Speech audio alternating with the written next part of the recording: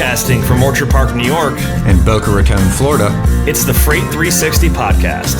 From freight broker sales tips to sports talk, this podcast is all about helping you grow as a freight broker. We're your hosts, Nate Cross and Benjamin Kowalski. Let's talk freight.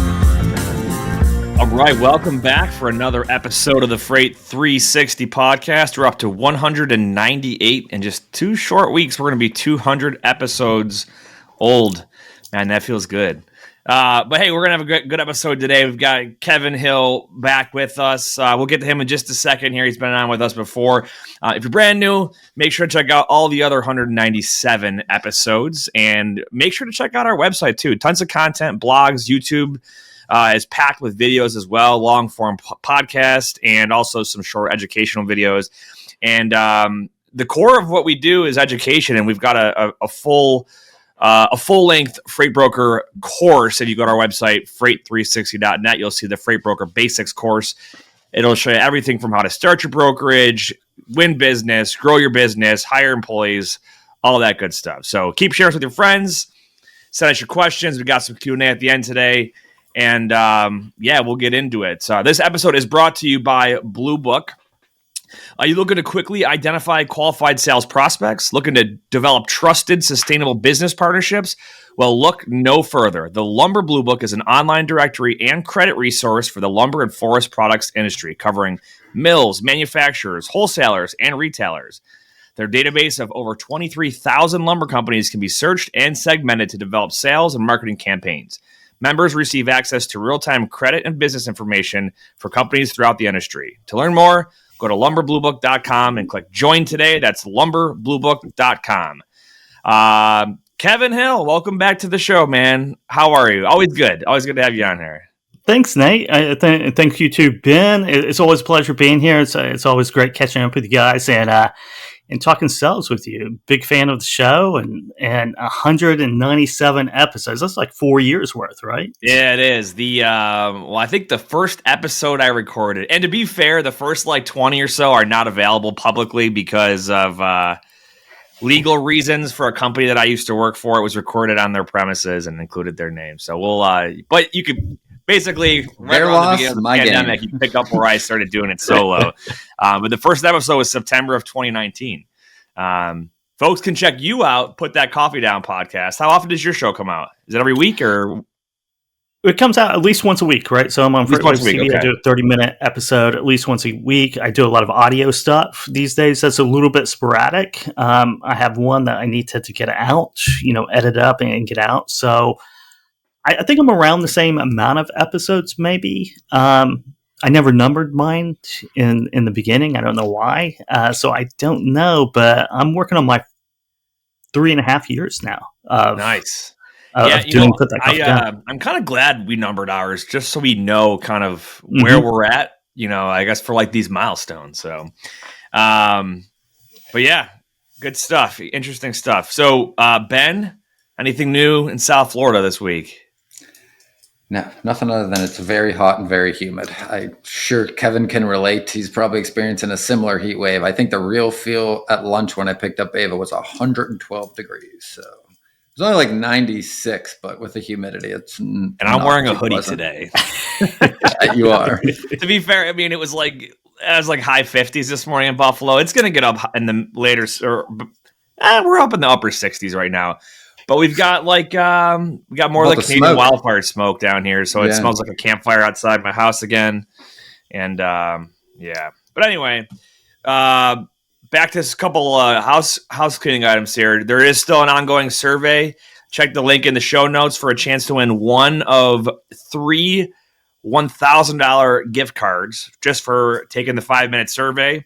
And we know there's thousands of you that listen every single week to our show and our content online.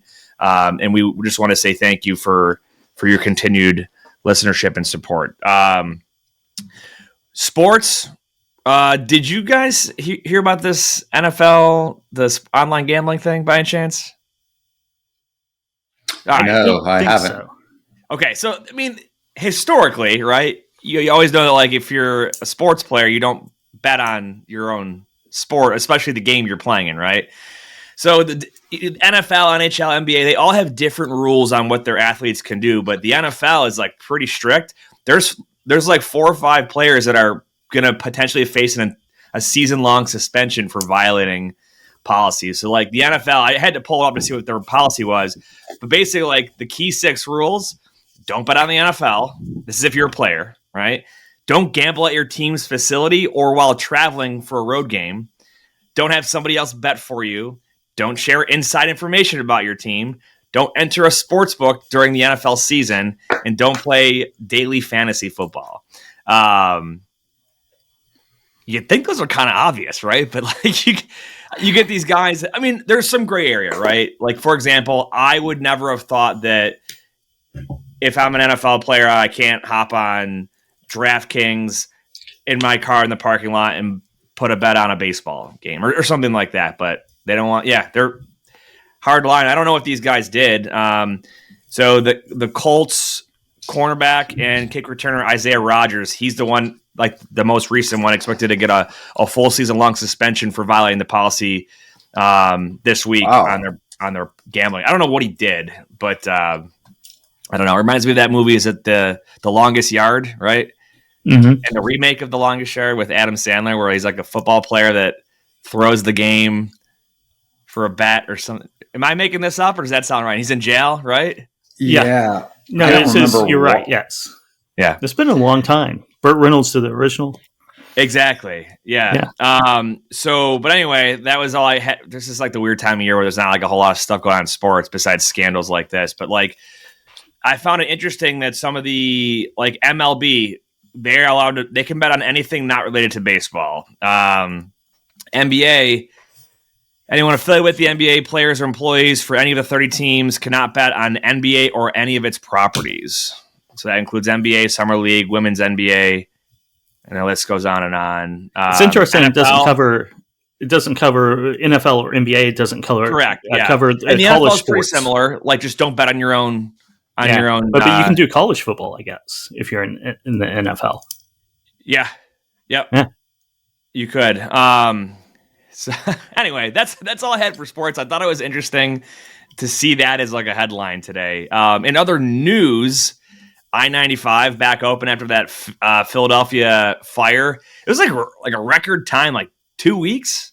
They got it up and running. I think they said Monday was the first full commute. But hopefully, if you dealt with any congestion, this temporary fix while they give it the full long fix process should alleviate some of the issues that folks were seeing. But other than that, UPS looming strike here. I mean, I tend to think that's not going to happen. But do you guys have did you hear any news on this? I've been seeing it all over, like TV and internet and whatnot. But I read up on it. Like probably the biggest strike in transportation history. So not only that, just some stats, because I read it right before here, was UPS moves, I think it was like 6% of GDP is possessed or managed or moved by UPS, which is obscene.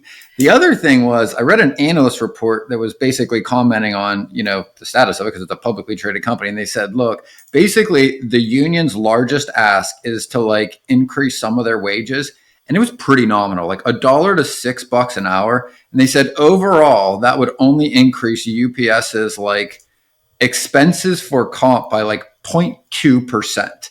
And they said, so the likelihood that UPS probably doesn't, probably give in, on top of the fact that since the original agreement originated was I think 2019 or 18, in that period of time as well, the profits for UPS have doubled, and their revenue went from like 5 and change billion to 6 billion or something like that, 12 billion. So like they've doubled in profits and almost revenue over the period of this last labor contract. And basically the wages they're asking for are like pretty minimal. And on top of that, the only other thing they were asking for was like, they wanted air conditioning for the vans.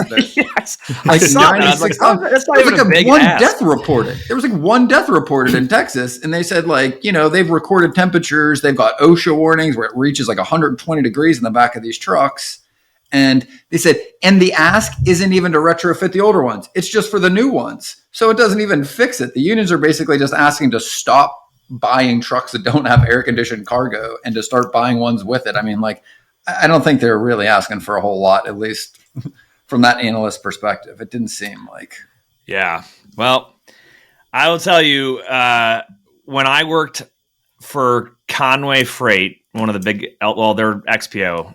They went to XPO years ago, but non-union company. And I was being a guy that was in management. Like, I was very happy to not have to deal with a lot of the stuff that some of the folks that, like, other supervisors on the dock that I worked with for a period of time, like, they had left other companies that were union based, like UPS.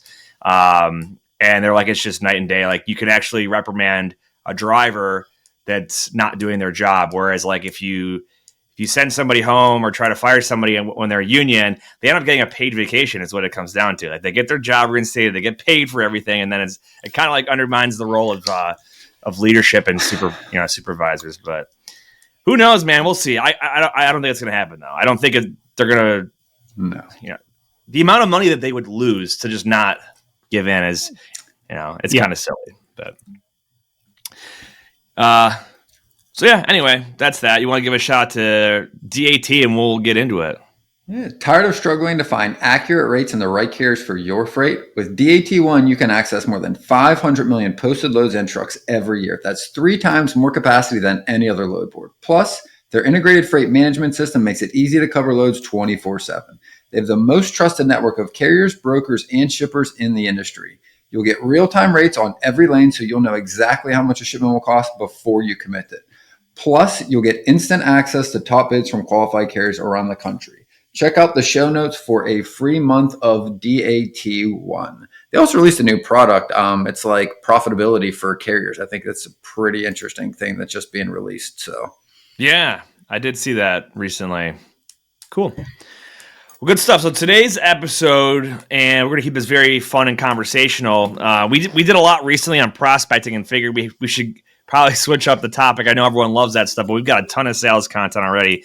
This does somewhat relate to prospecting and building relationships with your customer. We want to talk about the importance of trust with your customers, okay? Because, and to kind of set the stage here, we'll have some stories to tell, insights to give, but kind of like the two sides of the spectrum, right? The great value in having good trust with your customers and the devastating opposite side of if you lose that trust or if that trust is broken by either party, right? I mean, and I think we've talked about it. Like, it takes, it's exponential how much longer it takes to gain trust than it takes to lose it. You could lose trust in a split second, but it could take years, months for it to grow. There was an interesting thing too that I had picked up in the past week. I'm actually reading a book on this topic that got recommended through, I think, some other podcasts, but it's called The Trusted Advisor. This book was written like 25 years ago, and it was basically written for consultants, similar like, Boston Consulting Group and McKinsey. And it really talks about how, like, the things that sound cheesy, but it really breaks it out. Like, nobody cares what you have to say until they know how much you care, right? Which just means, like, your advice, no matter how helpful it could be, until somebody trusts you, they're not really listening to it, and they're certainly not going to apply it, right, is one of the main principles, right? And it's something I think gets overlooked a lot in sales in our industry because, the inclination of new salespeople is to talk about what they want when they're making the phone calls, right? Like, hey, what kind of loads you have? What are you moving? What can I move for you today? Hey, we do all of these things. Let me jam them down your throat, and then you tell me what I can take and help move for you, right? Like, it's this very assumptive kind of approach to sales that really overlooks the fact that long-term relationships between brokers and shippers, right, are established, and the glue that really holds our industry together is the trust amongst these two people, right? It is the trust, and part of that is experience. And I think that the cramming everything down your throat, I think all salespeople should, this is their career journey, is you start your first day on the phone as a salesperson, cramming everything down someone's throat. Over time, your goal is to be the consultant, the credible person who can earn trust. And if you're not journeying to a consultant type of role in your sales career, you're doing it wrong. You're lacking something. Mm-hmm. Yeah, I mean it's a very, very valid point. One of the things I think about is like, especially as it relates to freight brokering, is the amount of brokers that are out there that they're. I feel like I use this a lot. They like, hey, I have trucks in the area. Like that's their first pitch, and they're lying. They don't actually have trucks in the area. And I've heard too many stories where that first time they're trying to shove down like, hey, this is what I have for you, and the customer might bite every now and then because they might need a truck. And then when that poor, sad broker doesn't actually have a truck, can't deliver on it, you lost your credibility. You're never going to do business with that customer ever. Luckily, there's thousands and thousands of shippers out there, so you can make that mistake early on. But I wouldn't recommend it. That's why I'm not a big fan of using that approach of I have trucks in the area, unless you truly have trucks delivering in that area looking for backhauls or a reload or something like that. But if you do, you need to detail that out. You need to detail, because if you do detail, I used to do this because I worked for a shipper / broker, my last job in brokerage. And we really did. We were moving stuff to warehouses, and we had trucks out there that we could broker back to pick up our own stuff. And that resonated, right? It was hard to pull off still, but it still resonated. You got to be detailed. If you really have trucks, you got to be very detailed. Yeah. Oh yeah. Agreed. Story. Agreed. And so instead of being broad, like if you could say, hey, I have a 48-foot flatbed delivering over on 3rd Street tomorrow morning at 8 a.m. looking for a reload in the afternoon, right? That's a lot more specific. Yeah. I think you're going to gain credibility. If you don't have something like that, Ben, your approach to asking questions that resonate with the customer of what's important to them, you can build a lot of trust that way too, right? You're asking them, what are the issues that they're having or how have things been going? And I love the way that you kind of phrase it of like, I don't even know if we're good to do business with one another, but wanted to at least have a phone call and explore that together versus, hey, I have trucks in your area and I can do full truck, LTL, expedite, air, ocean, space, dig a hold of China. I can do all of it.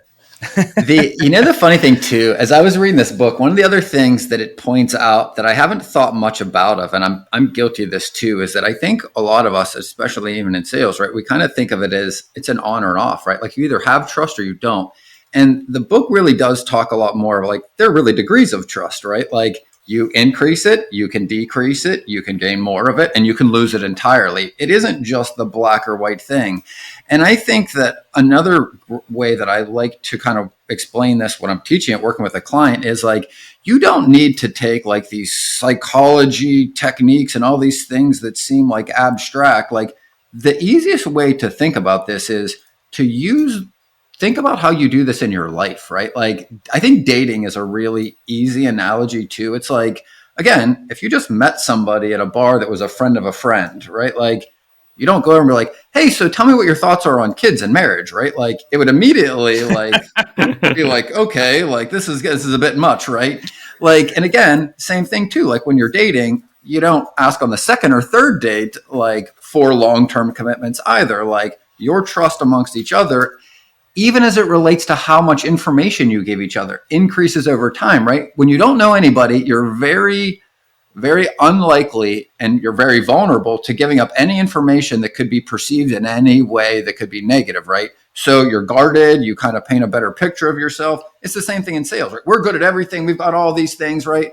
But the reality is as the relationship, builds over time, as Kevin pointed out, right, between a customer and a broker, right, or even two people dating, it's like, as you get to know each other, you get a little more comfortable being a little more vulnerable because you don't expect the other person to take advantage of you, which is exactly what happens between a shipper and a broker, right? Like the reason they don't want to tell us their lanes and their problems is because they know that's leverage. They know that's why we're asking for it. These sales techniques have been around for 40 years now. Like people have gotten used to them.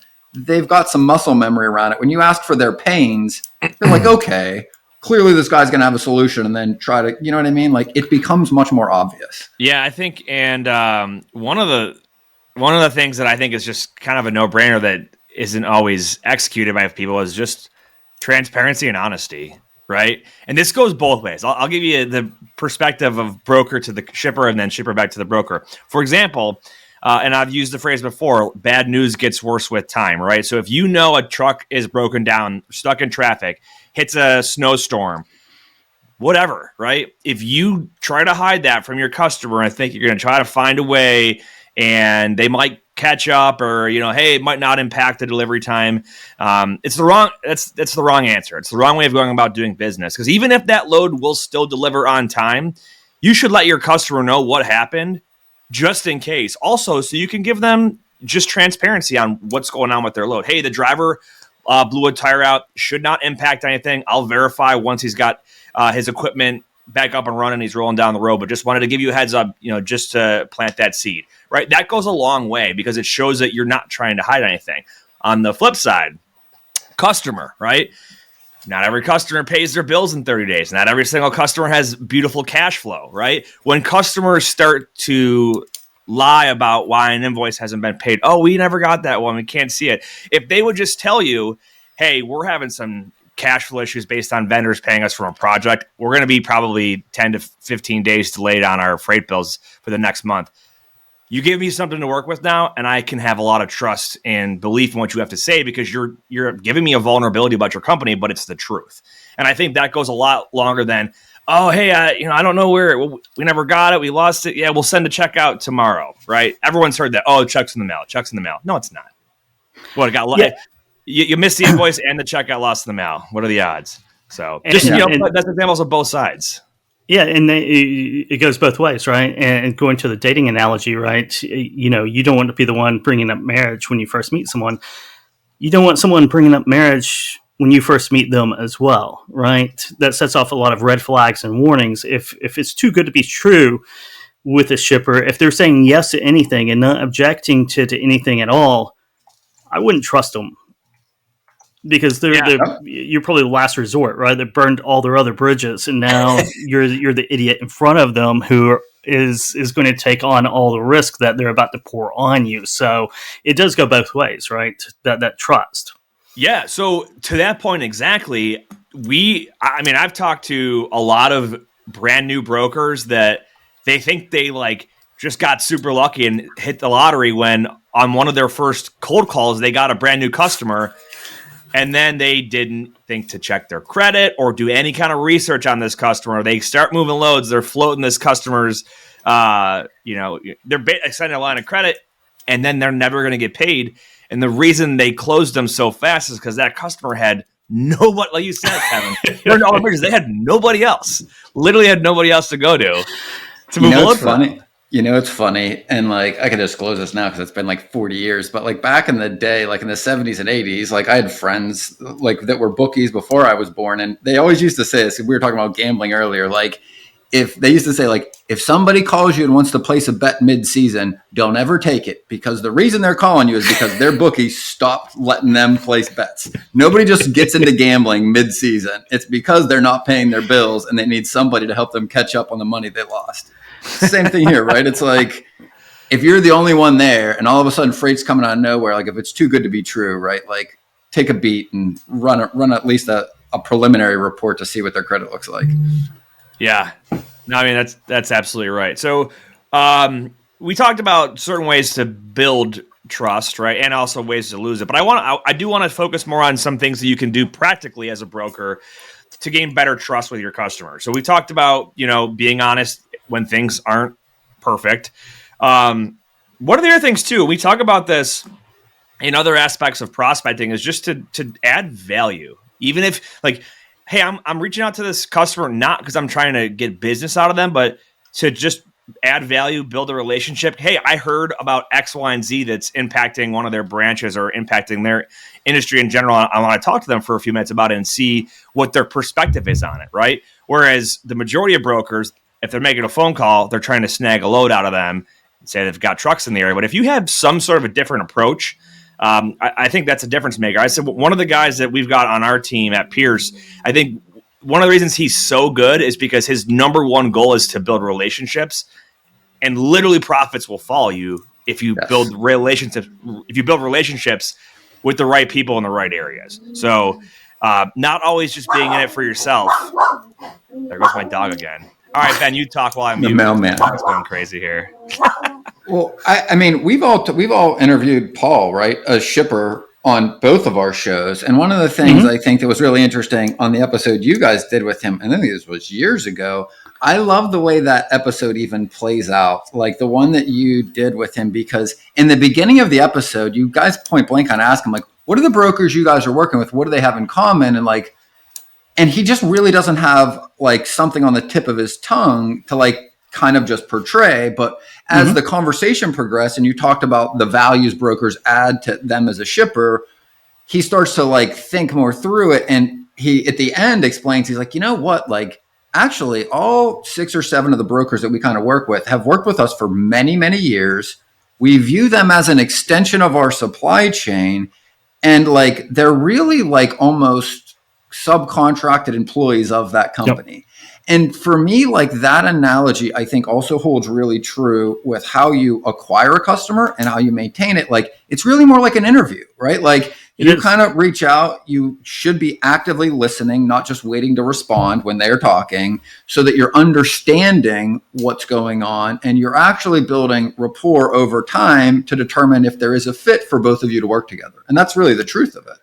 It is. It takes patience and it takes experience and maybe a little bit of wisdom. I don't know. It comes with age. I've made most of my really good sales and really good business deals by not even trying to sell, just trying to learn, just trying to out knocking around, just talking to people. Right. And I'll pick up the phone 5 times a day and talk to 5 different people. And just seeing what's happening, what's out there. And I'll stumble into something that's a really good fit, right? I'm not trying to cram anything down. I'll be promoting a new business, right? Brush past research and, but just very lightly, what's going on, what's happening.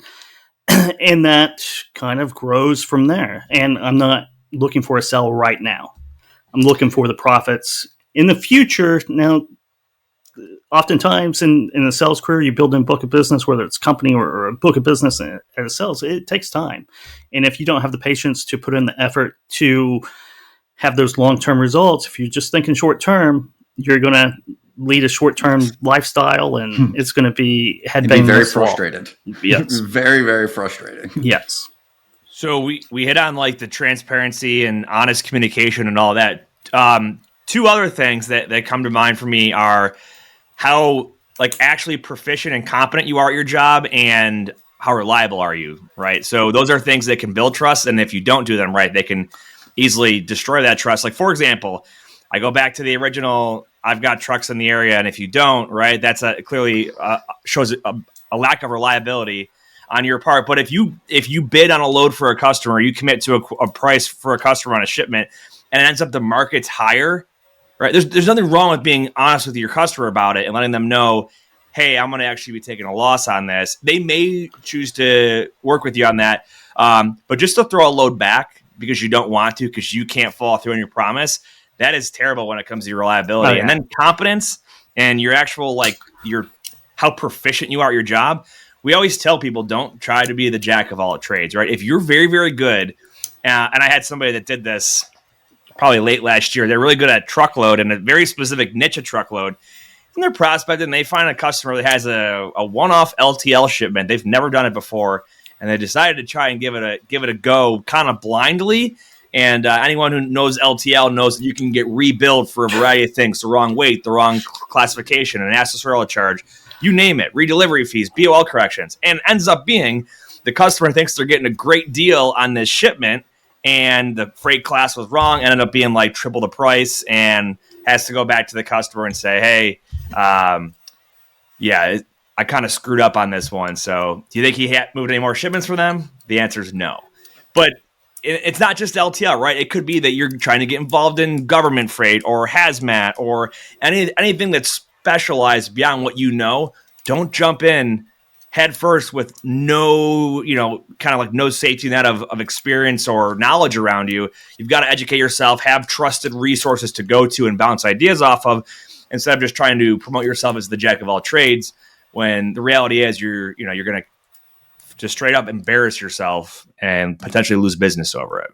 I heard this too in the past week, and they were talking about, one of the guys was talking about a restaurant they had built early on in their career. And he'd said, the weird thing about evaluations in restaurants is if you provide the thing you said you would provide and you even do it better, like, so the food is better than expected, but everything else is pretty much the same, you get 0 points, right? None. He's like, but if you bring somebody the wrong order or make a mistake, you lose 10 points. And he's like, but the other interesting thing though is if you can fix it fast and honestly, you gain 15 points. So actually, you kind of end up ahead if there is a mistake that occurs and you are proactive, right? Like you're talking about competence, and you can address it quickly. And the takeaway is he's like, if you're going to run a restaurant, mistakes are going to happen. So it's kind of a fool's errand to try to prevent all the mistakes. It's actually makes more sense to come up with procedures to quickly fix and address so that when some of the inevitable happens, you can actually end up better positioned with your customers. And I'm like, holy shit, that is exactly it. I'm like, if you can't lay that right over freight brokerage, because things are absolutely going to go wrong. Trucks are going to break down. They're going to be stuck at a receiver, a shipper, 1,000 different reasons, right? Things will go wrong. It's what you're going to do with it when they do go wrong that matters.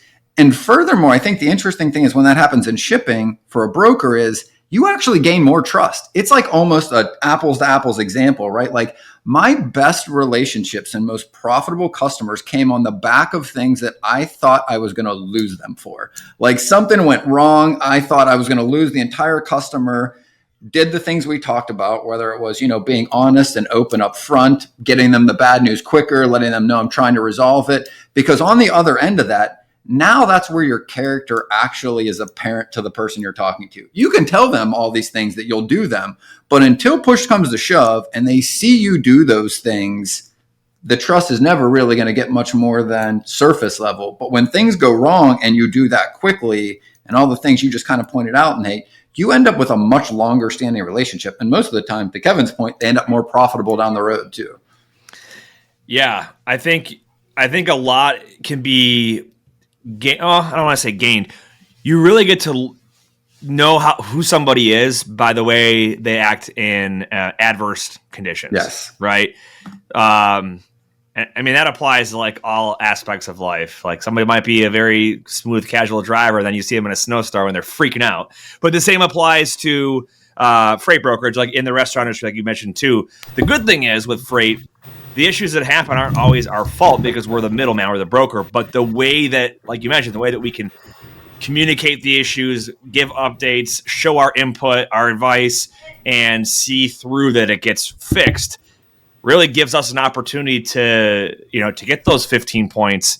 And when the carrier might have lost 10 for, being the one with the issue, and then somehow we get the 15. So, yeah, we definitely live in a world of issues. So for example, we have there's a new video I'm putting together that'll come out next month about some of the back office roles, and one of them is the claims department. And one of the things I mentioned in that piece is that the claims department and freight claims are going to exist in our industry, whether or not anybody wants them to. It's just the reality of the beast. When you're shipping this much freight, and especially if you're shipping things that have a higher propensity to be damaged, like fresh fruit, like, we talk with the Blue Book folks, it's going to happen. But it's how you handle that freight claim, right? How you communicate, how you actually handle it with the insurance company versus just going back and forth, pissed off at who's at fault. That's what really makes the difference, is how you make that person feel and how you reveal yourself to be able to handle an adverse situation. There's going to be, like, we're coming up on 4th of July, right? There's going to be very tight capacity early next week. You're going to see rates skyrocket for like 36 hours, maybe 48 hours, right? But that's going to happen for a lot of holidays. You're going to have snowstorms that cause issues, right? But depending on how you react and treat your customer and explain all this stuff to them is going to be the difference maker for someone that trusts you or, says, oh, you're only there when it's conveniently good. It's not going to be the first time something goes wrong, right? Yeah. That same transportation manager probably has 10 things go wrong a day, right? So, and I always felt velocity, getting back, communicating as fast as you can, even if it's I don't know yet, is very important to building that trust. And and going back to another point, I'll say this because Ben is here. He's a finance guru, right? Part of that credibility, knowing what you're talking about, being good at your job, doesn't end. Sales is it's a I wouldn't say intellectual, but it's something that you have to read and study about, right? So you don't have a stockbroker that, when you're interviewing a stockbroker, and it's like, I don't really read about the market. I got a bachelor's in it, and that's, I just know good stocks, right? You're going to be like, okay, let me get away from that person. So if you don't have the industry knowledge, if you don't have, if you can't talk to talk, then you're gonna find it very hard to get anything done. Yeah, and I think you mentioned this earlier too. And I mean, like, I'm prospecting a lot right now, and the thing is, like, most of my conversations, right, have nothing to do with freight and the loads they're moving. In fact, almost every conversation in prospecting I've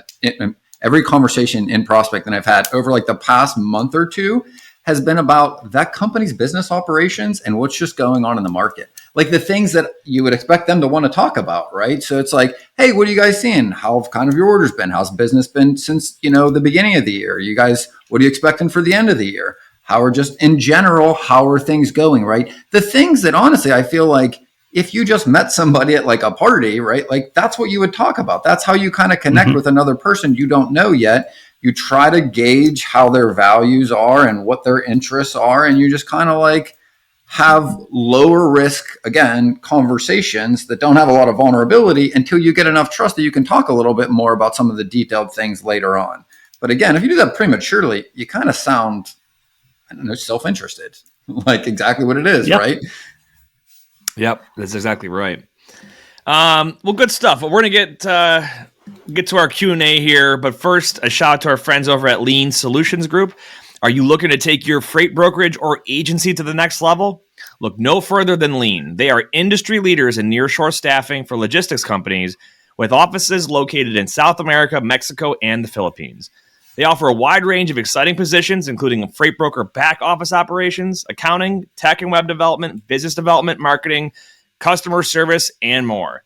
Don't miss out on the opportunity to work with the best in the business. Visit their website at www.leangroup.com to learn more. That's LEAN group.com.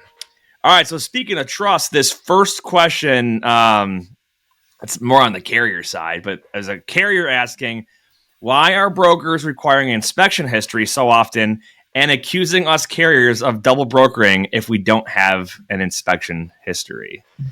Well, I think I could. Yeah, go ahead. Because I want to you literally started Carrier List, which is now Highway, and I use it extensively to look at this stuff. But go ahead, Kevin. Well, I think that's the lowest hanging fruit, right? To tell, and if you don't have access to more information, that's really the only thing that you have to go on, right? If you're using SafeResist or a few of the other tools out there, you don't really have that much more information to go off of. So that's what you're going to lock into is that inspection history. Exactly. So literally, that'd be like if you looked up a company on Google and they had 0 reviews, nothing about them, right? Or is if they have an inspection history and they, there's nothing out of service. That's like having a bunch of 5-star reviews. If they have a extensive inspection history and they've got a lot of bad stuff on there, it's like having a 2-star overall rating. Now, the reason that brokers are looking for this inspection history to answer the listener's question is because there has been a trend of quote unquote carriers that have been around for 2 years that somehow are hauling all this freight but have never once been inspected. And the reason is because they're not actually hauling it, they're double brokering it. So that's why folks are looking at inspection history.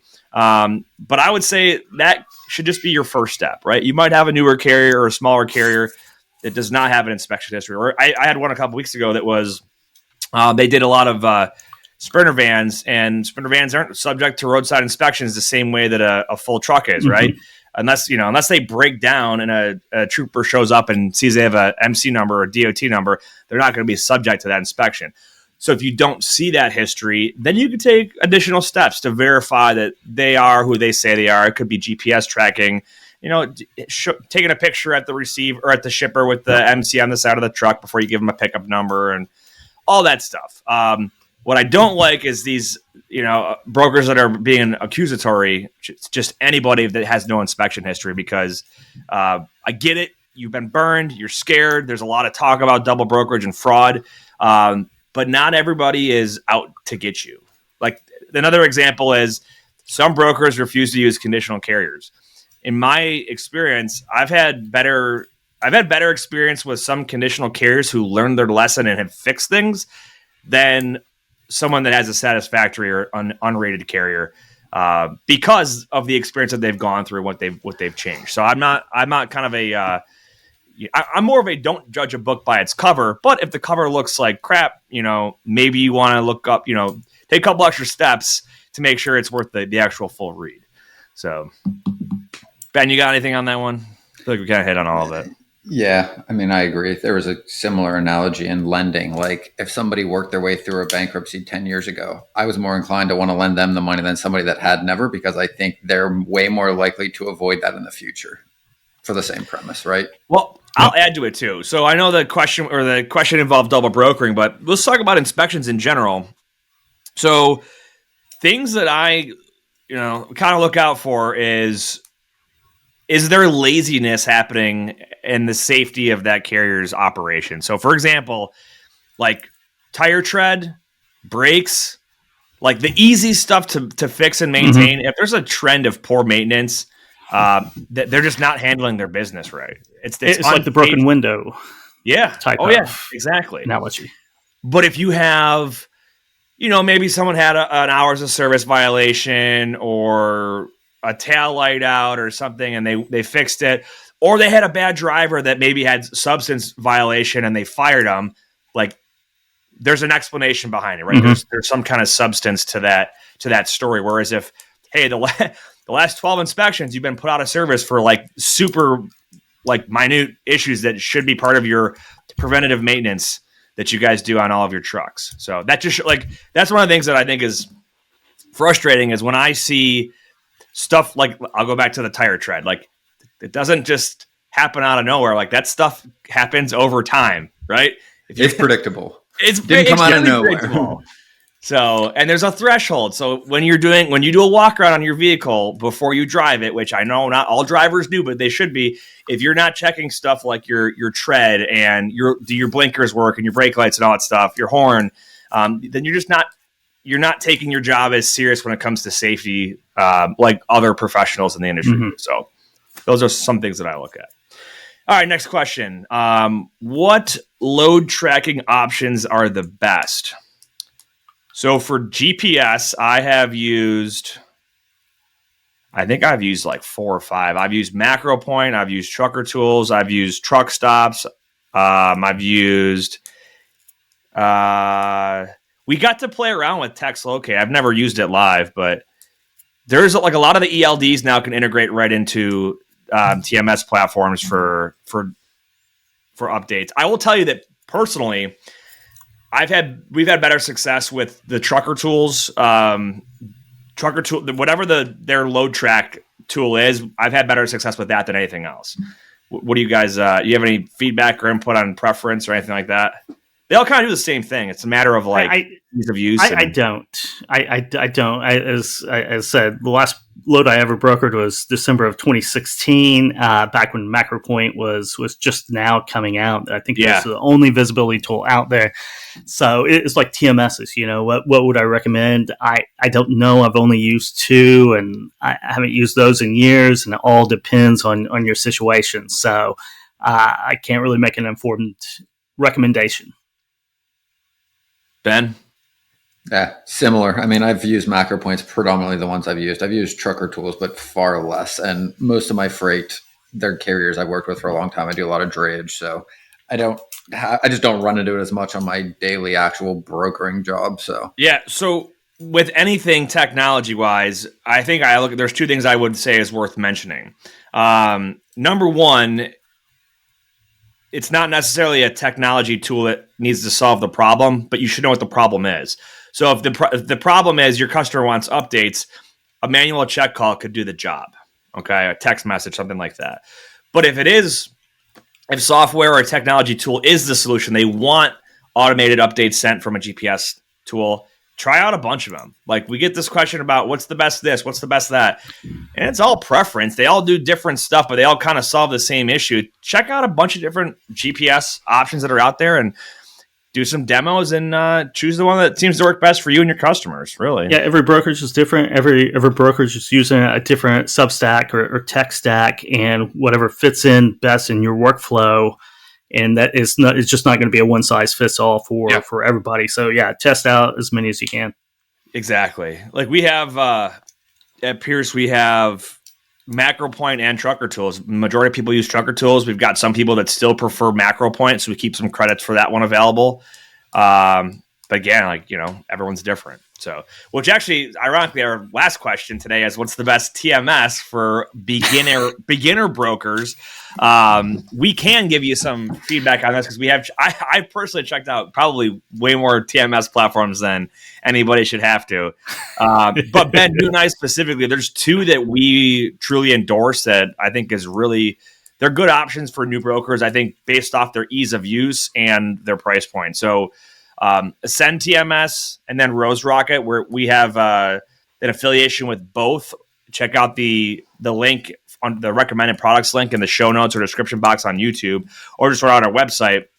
You can check them out. They both have like the freemium version where you can get like a free, very base level of it that has limited functionality and just kind of try it out, and then a paid option as well. But I think the web-based, great user interface functionality, you could do it on your phone, computer, wherever.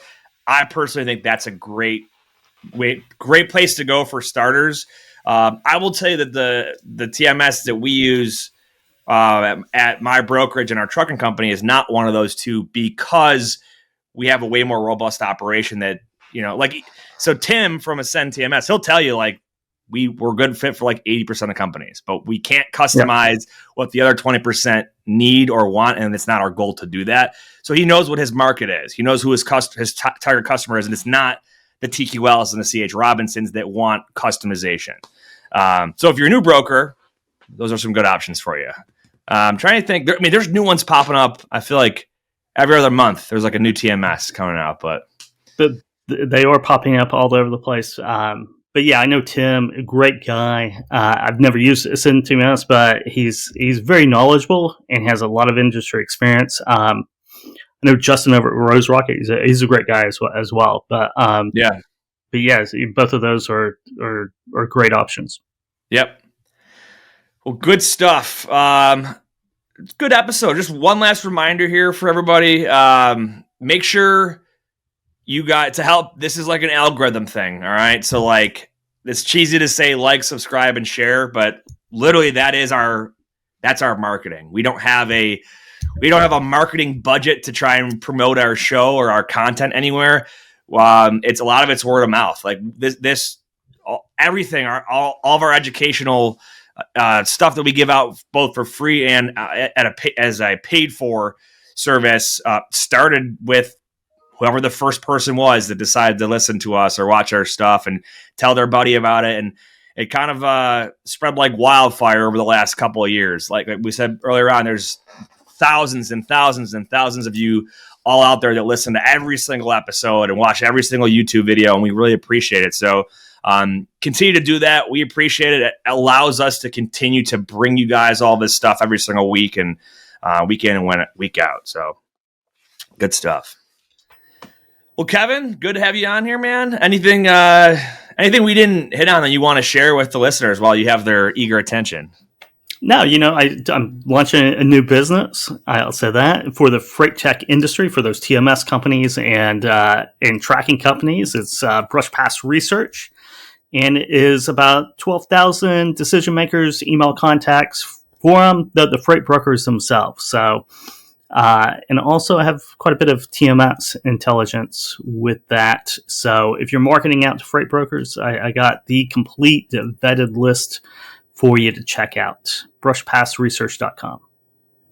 Hey, data is worth its weight in gold. So it is. Love it. Ben, any final thoughts? Whether you believe you can or believe you can't, you're right. And until next time, go Bills. That wraps up this episode of Freight 360. Check out the show notes for links to anything that we've referenced on this episode. And make sure to visit us online at freight360.net to see our entire library of episodes, videos, blogs, and more. And make sure to check us out on Facebook and subscribe to our YouTube channel for daily and weekly tips and content. If you'd like your question answered on the show, fill out the Contact Us form on our site, and we'll see you next week.